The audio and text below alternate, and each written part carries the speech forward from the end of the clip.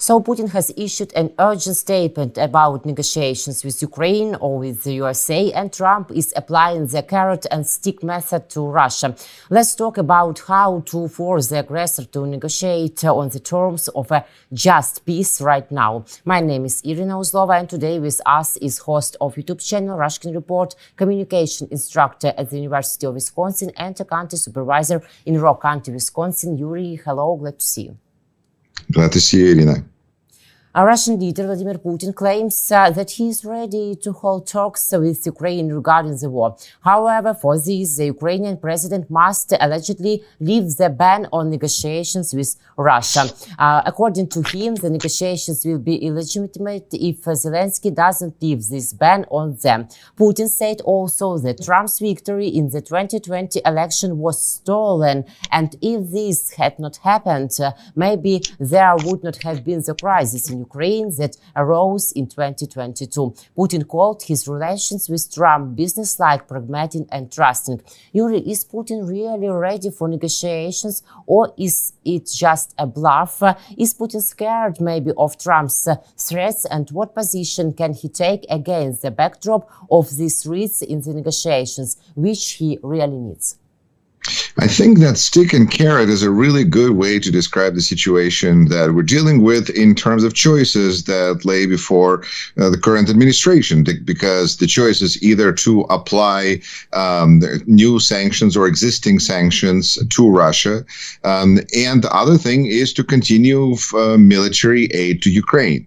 We see that there's already disinterest in, there's talk of sanctions and tariffs from President Trump towards Vladimir Putin if Vladimir Putin doesn't agree to Donald Trump's idea of peace and sit down and start following President Trump's instructions.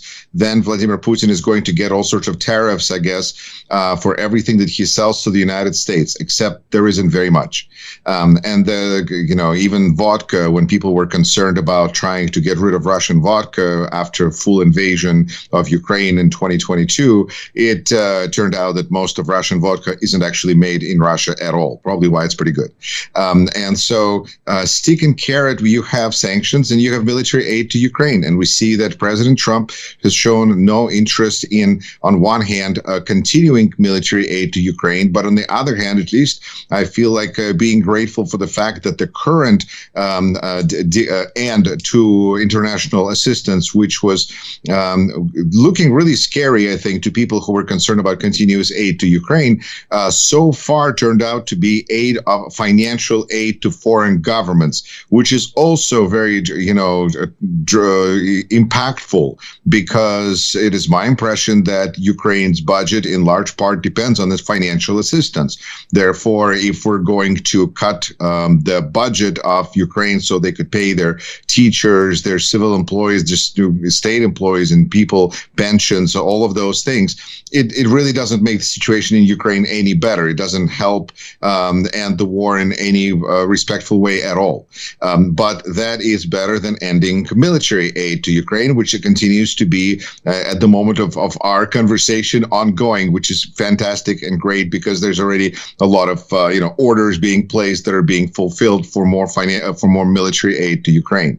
Now, so those are choices that President Trump has, and so far he's leaning way more towards the tariff and trade impact, although he did mention other countries that may be involved in this. So maybe there is a way to push the sanctions train further. But how is Vladimir Putin responding to this? Mm-hmm. I think so far it's hard to say that Vladimir Putin is terrified or scared. I mean, if you're a YouTuber and you're trying to get your audience to see things a certain way and views will be there accordingly, then you say, yes, Vladimir Putin is terrified. Mm-hmm. He's in panic in his bunker. And, we wish that was the case. But I don't know to what extent he's really terrified, because seeing Donald Trump running after him, trying to persuade him to listen to him, I think it makes Putin, should make Putin feel in a pretty strong position. And so how is he going to go further and how is this going to motivate Putin to sit down at a negotiation table and respect Ukraine? Ukraine is hard to see, especially after everything that Donald Trump has said about the war in the last couple of days, which is just, I think, should be dispiriting. But yet I'm continuously amazed by people in Ukrainian information space, in American as well, who will see some kind of hope that this is like that Donald Trump is going to really show and stick it to Putin right after this. Right after what? But twice this week, Trump talked about sanctions against Russian Federation. So it seems to me that you don't believe that Trump can make these sanctions stronger. But if we can imagine it, under what condition will Trump really tighten sanctions against Russia? Well, this goes back to the question of to what extent it is important to President Trump to seem like a winner and then not a wiener. And so that's a difference of pronunciation, but it's a big difference in perception. On the other hand, what he's dealing with is a crowd of supporters who are going to declare him a winner no matter what he does. So on that level, it's not exactly clear why he's even concerned about continuing to punish Russia when it's pretty clear he doesn't want to punish Russia. He feels a lot of compassion for Russian people and for Vladimir Putin personally. So, well, if there is any compassion in Donald Trump, it probably is for Vladimir Putin or his power and his respect and all of those things. So it's sanctions, I think, are good. We also are seeing a lot of talk. And talk is something that President Trump is really good at and really effective at. But we also need to see actions, and we need to see budgets, and we need to see budget proposals and what Congress is going to do. And we remember how the situation functioned under President Biden when there was a request that Congress would address. Well, is there going to be a request from President Trump for more military aid to Ukraine? Doesn't seem likely at this point, which means that ultimately Putin can't be too scared, because then it's only a question of what is the durability of his economic machine. Now, we don't know how strong his economic machine is. There's a lot of people who suggest that if Russia stops and ends the war, Russia will fall apart because it's now designed to be like a military state. If it is not at war, then what is it doing? It's not doing it. It's not certainly not helping people live better lives. So it's set up for war. So maybe Putin doesn't even want to stop doesn't even want to have a ceasefire, and to have conversations comparing, let's say, Ukraine with Korea, to me, just highlights, or Israel, highlights to me in what unique situation Ukraine is, because we do not have our troops in Ukraine like we do between South and North Korea, and we don't have the years of partnership with Ukraine that we've had with Israel going back decades and decades. Frankly, Ukraine is in the wrong neighborhood. And Ukraine happens to be in Russia's neighborhood. And when it comes to President Trump, he sees things very regionally, apparently. And therefore, is part of our American region, Greenland and Canada and Panama, at least the Panama Canal if necessary. But Ukraine, that's more of a Russian neighborhood. So I think that general policy is clear. How that is going to play out, there's going to be a lot of bluster, a lot of loud statements. But in the meantime, where is military aid? When there's no military aid, when there's no budget aid for Ukraine, it means the situation in Ukraine is going to get worse. And it's possible that Europe is going to step up. But even though many Americans voted for Donald Trump and many voted for Kamala Harris, and we feel like we did all we could and now it's over for a while, we should keep in mind that we still have a certain sense of responsibility and obligation to people across the world for a variety of reasons, from the fact that we signed such things as Budapest Memorandum to the fact that people look at America and expect better of us. And if we are done with that part, that we're now just going to be a transactional country, then it's certainly going to affect how people will view America and Americans. And I think that since we're going to be victims of this perception anyway, no matter if we voted for Donald Trump or not, then we might as well take responsibility and accountability and take leadership in getting the situation addressed, and understand that we need to support Ukraine even individually, even if our government and state is reluctant. Let's say reluctant right now. That means that there's more responsibility for Americans to step up on an individual level to help support Ukraine, as many have already done and will continue to do so.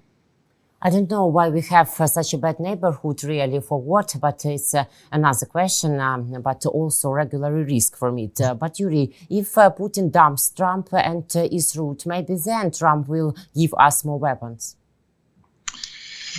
It's hard to imagine having Trump give Ukraine more weapons, and it does run into the neighborhood, because I do not see a way under which I almost want, I don't want to have a wager because I'm not a gambling person, but I'm just really firmly convinced that we're not going to see more military aid that is spearheaded by Trump administration. It seems like they have a real aversion to it, always have, even when there was, years ago, that ended up being an impeachment for President Trump. So I think that President Trump has a real aversion to militarily hitting Vladimir Putin. And I think that that's a real concern. And as going forward, we're only going to see how that aversion to harming Putin and desire to build good relations with Vladimir Putin, how is this going to affect Americans and the world. We'll see. In this case, Trump gave a big interview for the Fox News and stated that Ukrainian President Vladimir Zelensky is ready to negotiate a deal with Russia to end the ongoing conflict. Trump emphasized Zelensky's desire to stop the war, noting the significant losses both Ukraine and Russia have suffered. Let's listen some phrases and then we'll discuss. And if they don't do that, I'm going to put massive tariffs. They don't do what? If they don't settle this war soon, like almost immediately, I'm going to put massive tariffs on Russia and massive taxes and also big sanctions. And I don't want to do that. I love the Russian people. They're great people. I don't want to do that, but we got to get this war ended. And if they don't make a settlement like fast, and Zelensky, I will say this, he wants to settle now. He's had enough. He shouldn't have allowed this to happen either. No. If he's no angel, he shouldn't have allowed this war to happen. First of all, he's fighting a much bigger entity, okay? Much bigger. When he was, talking so brave and so. Now, two things happened. They were brave, but we gave them billions of dollars. The United States spent $200 billion more than Europe. Why did we spend more? You know why? Because Biden never asked Europe to spend more. They spent $200. It became a U.S.-Russia proxy war because of Joe. Zelensky was fighting a much bigger entity, much bigger, much more powerful. He shouldn't have done that because we could have made a deal, and it would have been a deal that would have been a nothing deal. I could have made that deal so easily. And Zelensky decided that I want to fight. They have 30,000 army tanks. Russia has 30,000 army tanks. Zelensky had none, practically. You don't fight. I have few questions. Why doesn't Trump consider Zelensky an angel? And how could Zelensky and we, all Ukraine, not be at war? What deal is Trump talking about in 2022? Should we have just surrendered?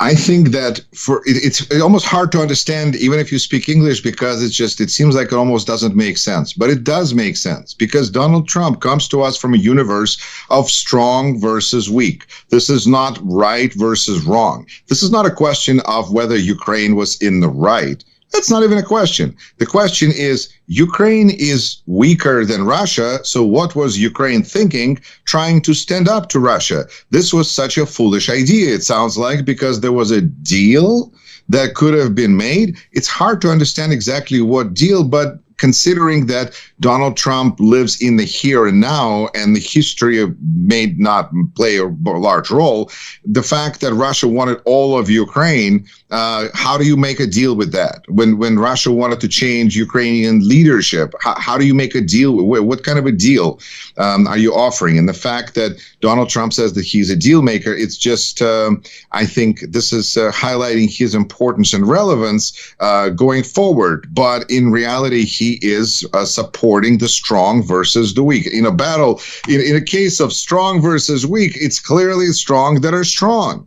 And so they deserve all the respect. They deserve all the adherence to their rules. And those that do not understand it right now will understand this very quickly. And I think that it is such a clear and telling statement, interview, really great piece of not necessarily journalism, but almost like documentary, because President Trump feels very much at ease. He's in his comfort. He's back in the White House talking to his favorite TV news presenter in the most friendliest terms. Life is good. And what does he say at this moment? He says Zelensky should have never fought back. What was he thinking? I think that's just, it's a really clear clarification for anybody who was questioning Donald Trump's motives about where his priorities lie and what he would have done if he was in Zelensky's position. Clearly, he would have surrendered. If Donald Trump was president of Ukraine in 2022, he would have done whatever Vladimir Putin wanted much faster than anybody could have possibly imagined, because Donald Trump understands that Vladimir Putin is strong. He has 30,000 tanks or men or whatever. He's a much larger entity. And so that means that he gets whatever he wants. This goes back to the strong do what they will and weak suffer what they must. That's clear. Okay, Yuri, and we have 2 minutes in short, please. Do we understand now what Trump's position is on China and how he sees its role in Russian-Ukrainian war? It is interesting to observe President Trump's fluctuating position on China, where the danger that China presents kind of seems to change on day-to-day basis. But the fact is that even though Elon Musk has a lot of business interests in China, we still have artificial intelligence race with China. We still have trade relations with China. We still have intellectual property theft with China. We still have fentanyl, the drugs. We have a lot of issues with China that demand to be addressed. And so it seems that this is giving President Trump a negotiation opportunity to see what he can do with China. I think that whether the war continues or not, it is in China's general interest to see war continue, because that makes Russia weaker every day. And that means that Russia becomes more dependent on China. And China doesn't even need to invade Russia. It's just Russia is running to China right now for support, because there's nobody else in North Korea. So I think China got itself kind of an interesting neighborhood role as well. And that spells very bad things for Taiwan and its ability to defend itself, and likelihood that Donald Trump, President Trump, will come to his defense, because let's be real, Taiwan is weak, China is strong. What is Taiwan thinking? Are they going to make a deal? This is their chance. Yuri, thank you so much for this discussion, for this conversation. See you next week. Take care of yourself, and thank you so much. Thank you. Yuri Rashkin, host of YouTube channel Rashkin Report, was with us, and my name is Iryna Uzlova.